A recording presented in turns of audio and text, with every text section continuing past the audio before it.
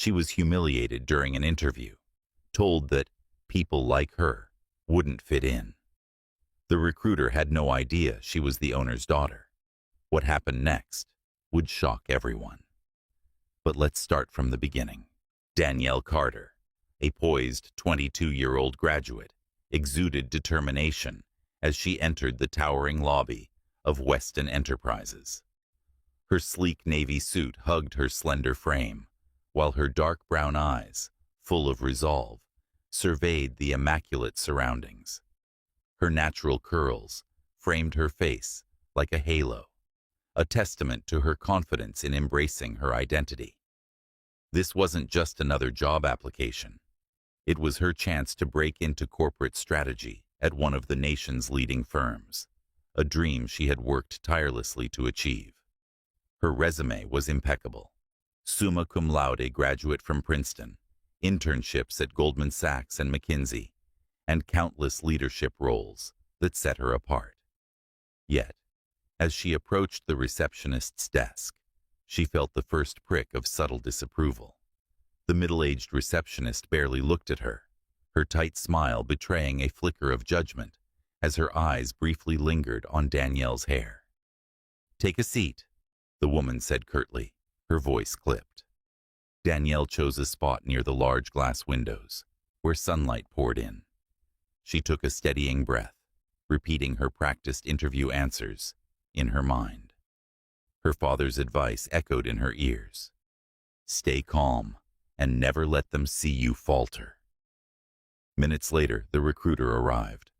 Mark Harrington was everything Danielle expected and dreaded. His tailored gray suit and polished demeanor screamed authority, but the smirk on his face suggested something darker. His eyes swept over her with casual dismissal, lingering on her curls just a moment too long. "Danielle Carter?" he asked, his voice dripping with indifference. "Yes," Danielle replied, extending her hand. Mark ignored the gesture, turning on his heel. "Follow me," he said curtly, his tone more a command than a request. In the interview room, Mark leaned back in his chair, his piercing gaze fixed on Danielle. "Princeton, huh? Not bad for someone like you," he said, his voice laced with condescension. Danielle's confidence wavered, but she kept her composure. "Yes, and I graduated summa cum laude with internships at Goldman Sachs and McKinsey." Mark chuckled dismissively. "Impressive. But no real job experience? People like you don't last here." His smirk widened, sealing her humiliation. Danielle stumbled out of the interview room, her cheeks burning with humiliation, and her hands trembling as she clutched her portfolio. The recruiter's words echoed in her head. People like you wouldn't last here. The sting of those words was sharper than any criticism she'd ever faced. She wanted to run straight out of Weston Enterprises, leave behind the pristine lobby and the suffocating weight of rejection. But her father's voice played in her mind. Never let them see you sweat. Instead, Danielle ducked into the restroom. She locked herself in a stall, set her portfolio down, and leaned against the cool tile wall. Closing her eyes, she took slow, deep breaths, trying to steady her racing heart. "This isn't the end," she told herself, even as tears threatened to spill. When she finally felt calm enough, she pulled out her phone and called the one person who always had her back. Her father answered on the first ring. "How'd it go, Danny?" His deep, steady voice was a lifeline. "It was awful, Dad," she admitted, her voice trembling with a mixture of anger and hurt. "The recruiter said I wasn't good enough and that I didn't fit in, whatever that means." There was a pause on the other end, long enough for Danielle to wipe her eyes and wonder if he was still there. Finally, Malcolm Carter spoke, his tone sharp and controlled. "What's his name?" "Mark Harrington," she said, unsure where this was going. "Stay where you are. I'll handle this," her father replied before abruptly ending the call. Danielle stood frozen, staring at her phone. Handle this? What could he possibly mean? Confused and curious, she returned to the lobby, her thoughts swirling. 15 minutes later, the sleek glass doors of Weston Enterprises swung open. Malcolm Carter strode in, his tailored suit impeccable, his bald head gleaming under the lights. At 48, he carried himself with an authority that turned heads. Every employee he passed greeted him with nervous reverence. Danielle's jaw dropped as realization dawned. Her father wasn't just here to support her. He was the CEO of Weston Enterprises. Mark Harrington lounged in the break room, leaning against the counter with an air of smug superiority. He chuckled with a colleague, recounting his morning. "These rookie applicants," he said, shaking his head. "They come in thinking they can conquer the world. One today? Total joke, completely out of her league." His laughter died instantly when Malcolm Carter's commanding voice thundered from the hallway. "Mark Harrington, my office. Now." Mark's face drained of color as the room fell silent.